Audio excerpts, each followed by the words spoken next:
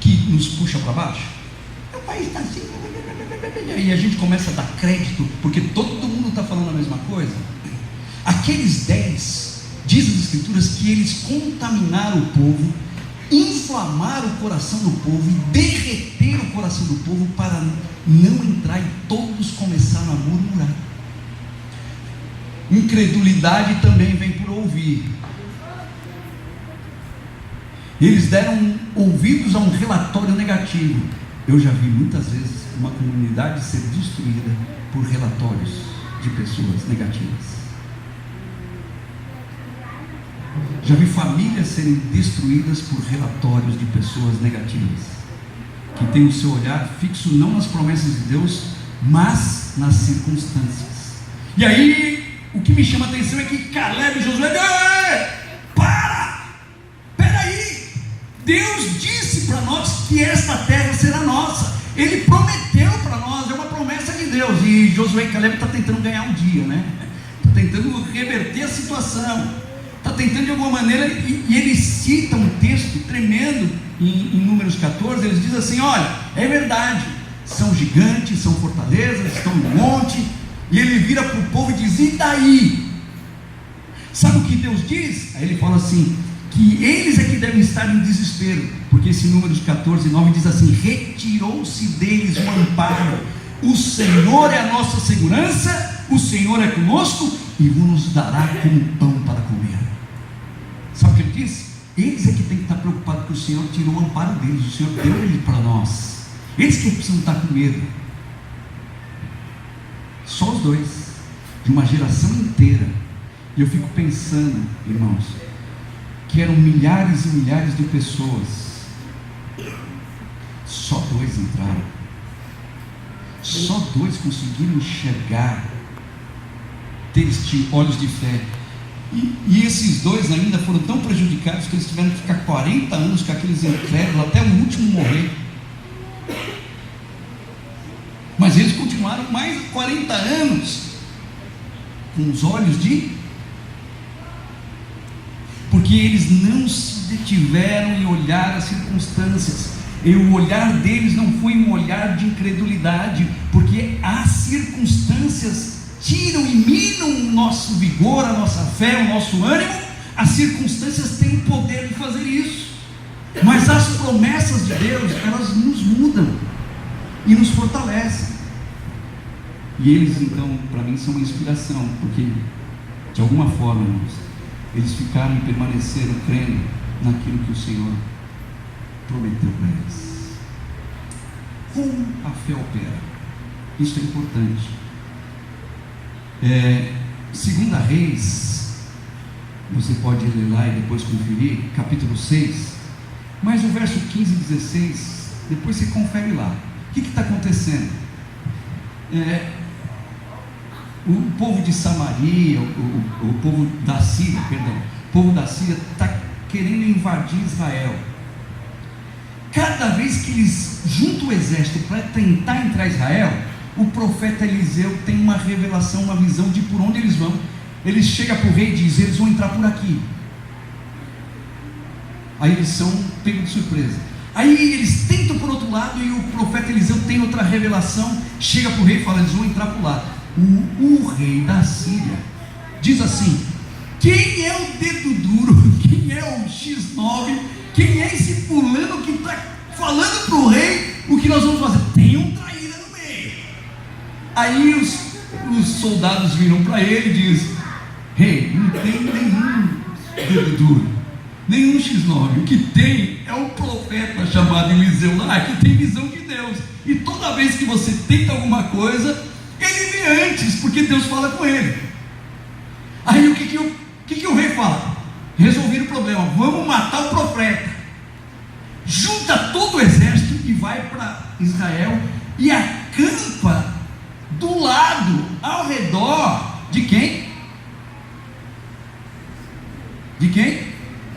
Do Eliseu. Eles chegam lá, invadem a cidade, e aí Geazi, que é o servo de Eliseu, que é o discípulo de Eliseu, o que ele faz? ele vai acordar logo cedo para fazer as coisas, ele abre e ele vê aquele exército enorme, toma um susto, volta correndo para dentro e fala: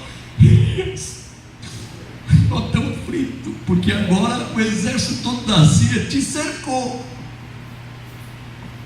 Preste atenção nisso.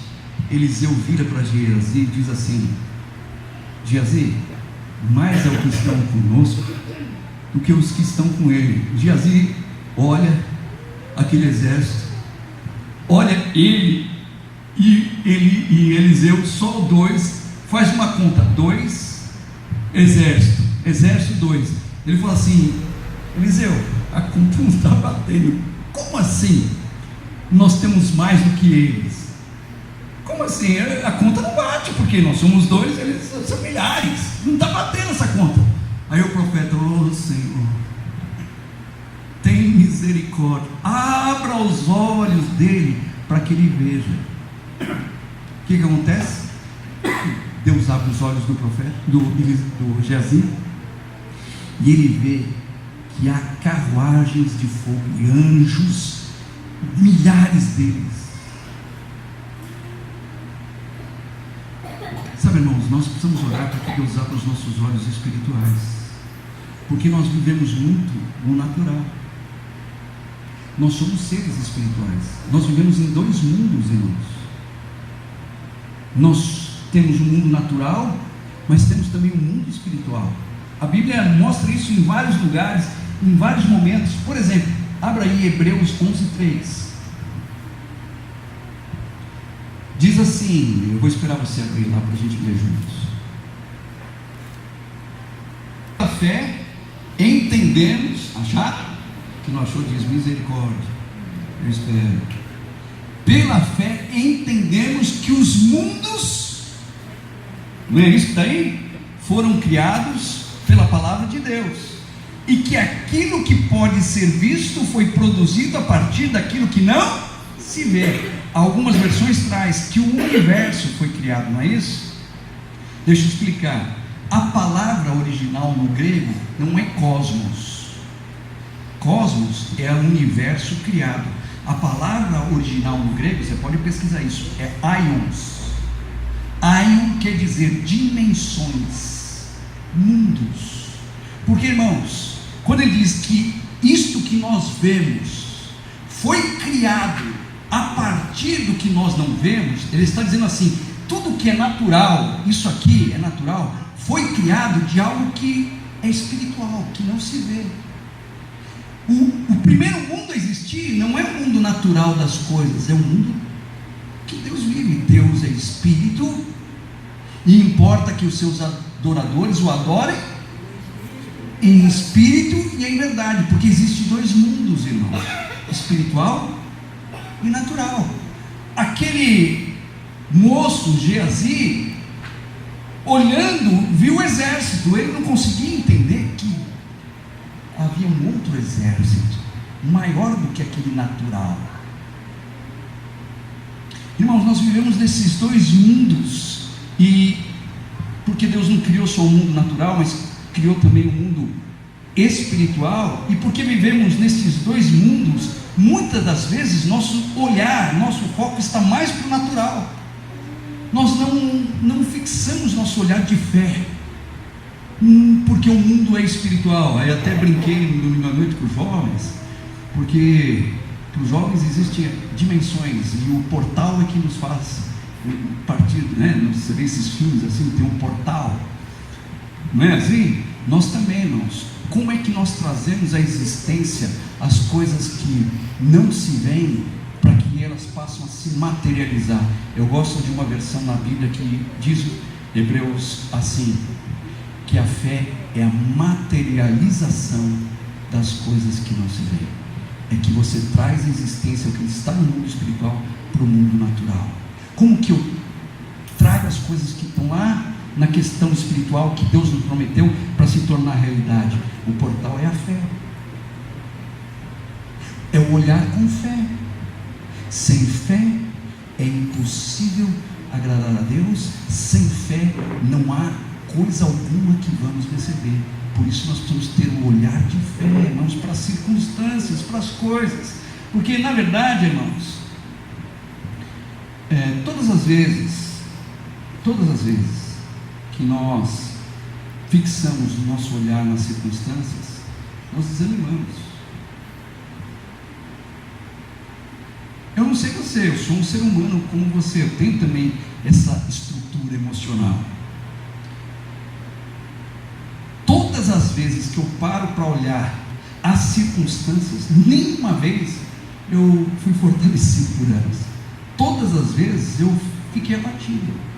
Quando você olha para o ser humano, para a ingratidão, quando você olha as pessoas, quando você olha para dentro de si mesmo e vê as suas limitações, quando você olha as circunstâncias que estão à volta, as circunstâncias financeiras, por exemplo, Deus nos deu uma palavra aqui.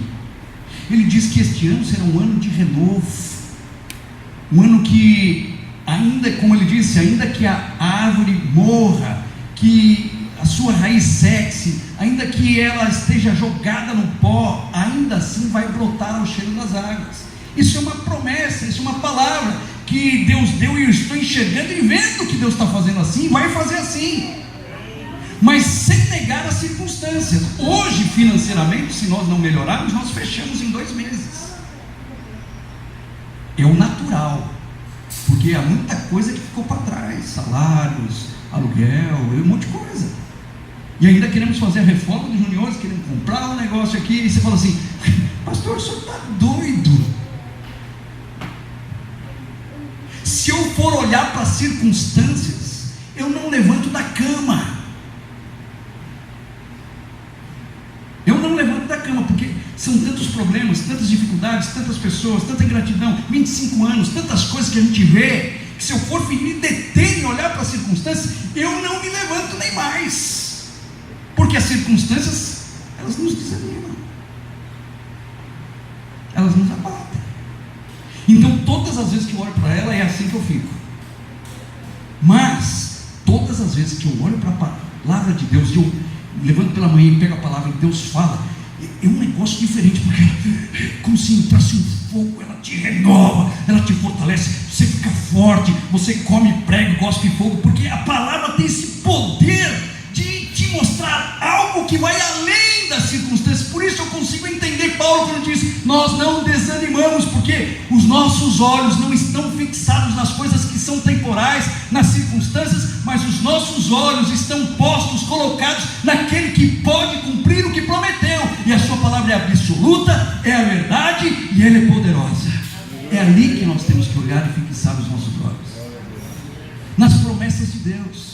Muitos de nós, nesses últimos anos, temos nos deixado levar pelas circunstâncias, pelas notícias, pela corrupção do país. Mas veja bem, tudo que está mudando no nosso país é fruto de oração de todo o povo de Deus. Deus está no negócio, e isso é pela fé, irmãos. Não é porque é possível o homem fazer. Essas palavras que Deus nos deu, quando Ele mostrou Ezequiel, que eu ministrei aqui, 37, falando: profetize vida aonde tem morte. E o verso 11 diz assim: por que vocês ficam murmurando, acabou a nossa esperança? Eu mesmo vou abrir a vossa sepultura e fazer com que vocês vivam. Eu estou olhando para as escrituras, irmãos, para essas promessas que Deus vai fazer, porque olhando bem as nossas circunstâncias, quantas coisas nós precisamos renovar, jovens, louvor e grupos, e aí todo mundo fica olhando e não dá mais. Por quê? Porque nós estamos fixando nosso olhar aonde? Na nossa carne, na nossa possibilidade, e não nas promessas de Deus, naquilo que Ele pode fazer. Essa igreja não começou porque havia uma circunstância favorável. Nós nunca tivemos, né? Ela começou sem dinheiro, sem recurso, sem lugar, mas com uma promessa de Deus, e Deus fez. Você é uma promessa de Deus. Para onde nós estamos olhando? O que nós estamos enxergando? A maneira de ver a vida. Por isso que os nossos passos a seguir é de Abraão. Ele viu a vida pela fé, não pelas circunstâncias. Caleb e Josué viu pela fé e não pelas circunstâncias. E é interessante, irmãos, que muitas vezes nosso olhar precisa ser de fé e com perseverança, porque é interessante isso, mas Deus deu uma promessa para Caleb, Josué, e agora estão diante do Jordão. Jordão é um lugar de travessia e logo em frente tem Jericó. Eles precisam atravessar o Jordão. Diz as escrituras lá, capítulo 6, que o Jordão estava transbordando, tanto da direita quanto da esquerda. Ele estava lotado, o Jordão. Era época de cheia, não dava para se atravessar o Jordão. E Deus diz assim: vocês vão se santificar hoje, e amanhã vocês mandem os sacerdotes com a arca, que pesa 1 tonelada, eles vão pôr o pé no Jordão, e a hora que eles colocarem o pé no Jordão, o Jordão vai se abrir. Depois vocês leem o texto, aí está lá os sacerdotes levitas com a arca pesada, e eles não poderiam deixar a arca cair nem virar, é a presença de Deus, e entrar na água. Eles puseram o pé na água, e diz que quando eles puseram o pé na água, o Jordão se abriu, mas não foi ali. A Bíblia diz que se abriu num lugar bem distante, numa cidade distante chamada Adã. Depois você lê tudo isso e confere lá. Sabe qual era a distância? 30 quilômetros. Eles puseram o pé, a água abriu, mas a 30 quilômetros acima. Significa que eles tiveram que dar mais um passo, porque a água não escoou em 1 hora. A gente viu tudo o que aconteceu aí. Você vê que 30 quilômetros demora às vezes um dia para a água escoar, não é assim? Deus diz que levantou uma barreira a 30 quilômetros, e a água foi baixando, mas eles continuaram andando. Eu fiquei imaginando eles chegarem no peito aqui, ó, com a água ainda. Mas Deus diz que quando a gente pôr o pé na água, ela vai abrir, e ela abriu. Sabe o que acontece conosco, irmãos? Deus tem uma promessa para mim e para você, mas isso aconteceu no mundo espiritual já, porque a água já se abriu lá, mas até nós experimentarmos, às vezes demora. Por isso que os olhos são de fé. Deus prometeu, Ele já fez, já é uma realidade, porque tudo que existe foi criado pelo invisível. Irmãos, aquilo que nós vemos que é real, estas coisas foram criadas por aquilo que não é real, que é mais real do que aquilo que nós estamos vendo, porque o mundo espiritual é real, irmãos. Então, quando Deus deu uma promessa, como Ele tem dado para nós, Ele já está fazendo. Por que eu não desisti, sendo que as circunstâncias estão tão difíceis? E aí eu disse mais. O ano passado inteirinho eu ficava mandando zap para as pessoas: ai, irmãos, esse ano estamos sem aluguel. Aí eu mandava zap. Eu falei: Deus, eu não vou mandar mais para ninguém, eu vou dificultar se puder, porque o Senhor vai sustentar essa causa sem eu falar nada para ninguém. Então agora eu vou ter que contar que Deus é que vai mexer com você, e aí eu fico livre. Não falo mais. Deus vai ter que mexer, porque Ele não é Deus, Ele não prometeu, nós vamos ver um renovo. Então o renovo vai ser assim, é um andar por fé. Porque eu já briguei, tem gente que não dá o dízimo, saiu porque eu briguei por causa disso, aí sabe, fica aquela confusão danada. Eu fico, Senhor, por favor, eu estou fazendo tua obra, eu estou brigando com as pessoas, o Senhor que brigue com elas, o Senhor que dê couro se for necessário, ou um abraço se for necessário. Eu não sei o que o Senhor tem que fazer, eu vou ficar dando ordem e falando o que Deus tem que fazer. Eu só sei que nós precisamos aqui de um valor enorme, então o Senhor disse que vai fazer. Sabe, irmãos, de vez em quando, ou quase sempre, nós precisamos colocar Deus na parede, porque na verdade nós estamos nos colocando na parede e dizendo: a minha fé é uma fé filosófica ou é uma fé prática? Eu estou crendo de verdade ou estou só filosofando? É um olhar de fé para as coisas. E nós tomamos muitas decisões por meio das coisas naturais e não pelas promessas que Deus nos dá. Sabe, irmãos, é interessante observar isso, porque depois você lê a 1 Reis de novo, Elias. Eu vou encerrar aqui, irmãos. Elias estava lá sendo sustentado pelos corvos. esse mesmo Elias, cheio de altos e baixos, Deus vira para ele e fala assim: ó, vá na casa de uma viúva, porque eu já ordenei para ela, está escrito assim, eu já ordenei para ela que ela te sustente. Mas só que Deus não avisou a viúva. Só Elias sabia disso, porque ele chega na casa da viúva: como que eu vou te sustentar? Ninguém falou nada para mim. Olha o texto, você vai ver que Deus fala para Elias: ó, eu já ordenei a viúva, ela mesmo não estava sabendo. Mas no mundo espiritual Deus já tinha feito. Olha bem o texto. Aí quando você olha para isso, você fala assim: como assim Deus? O Senhor já tinha ordenado para a mulher e ela nem sabia? Sabe, irmãos, Deus já ordenou muitas coisas que nós não sabemos, mas já estão ordenadas por Deus. Ele já vai cumprir, é promessa. E nós precisamos ter este olhar de fé. Olhar a nossa vida espiritual, louvor, oração. Os irmãos, como que eu vou viver em perdão? Como que eu vou olhar para a pessoa e ter um olhar de Cristo e não um olhar crítico? Como eu vou olhar para o outro e amar como Cristo amou, como diz as Escrituras? Como que eu vou perdoar como Cristo perdoou? Porque os discípulos disseram o seguinte, que a gente às vezes, para ver um monte sair de um lugar para o outro, a gente consegue, mas perdoar, os discípulos disseram para Jesus: Jesus, como tem que perdoar? 70 vezes 7. Ele falou: aumenta a nossa fé. Os discípulos falaram isso lá, Lucas 17. Então, Senhor, aumenta a nossa fé. Como é que eu vivo uma parte da vida cristã e outra não? Tudo é pela fé. Tudo eu preciso deste olhar de fé para desenvolver a minha vida. Então, irmãos, que Deus nos dê hoje o mesmo olhar que havia dado para Geazi. Que Deus abra os nossos olhos para nós vermos o mundo espiritual,